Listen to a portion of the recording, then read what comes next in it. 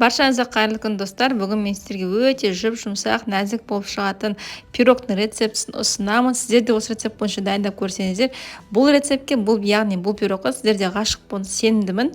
Ал ендеше кеттік. Ол үшін бізге 3 дана жұмыртқамызды алдын ала ыдысымызға жарып аламыз. Үстіне қантымызды салып, жақсылап миксерлейміз. Массамыз егесе ұлғаю керек. Осы кезде үстіне сұйық майымызды құямыз. Жақсылап тағы да араластырамыз, және де жылы сүтімізді құйып, тағы да араластырамыз.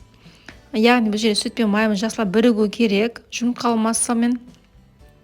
Кейін араластырып болғаннан кейін бізге алдын ала өлшем қойған ұнымызды алып, оның үстіне 1 шай қасық разрыхлителімізді салып, жақсылап осылай ұнмен бірге біріктіреміз.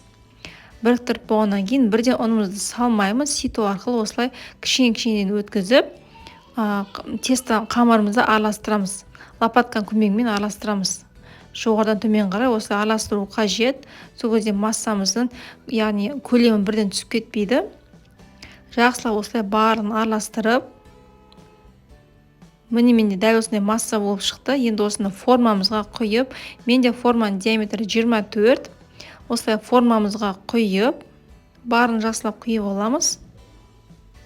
Және де кейін мен бұның пирогтың арасына шиені қостым. Қазір шие сезоны болғаннан кейін үйде шие өсіп тұрған шиені қолдандым.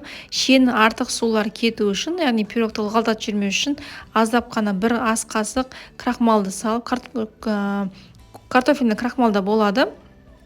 Осылай кейін бетіне қойып шығамыз. Бұл жерде сіздер қаласаңыз, кез келген жемісті қолдасаңыздар, немесе қолданбасаңыздар да болады. Пирог былай тәтті болып шығады.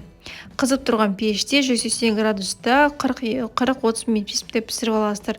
Өте дәмді болып шығады. Міндетті түрде жасап көріңіздер. Астарыңыз дәмді болсын.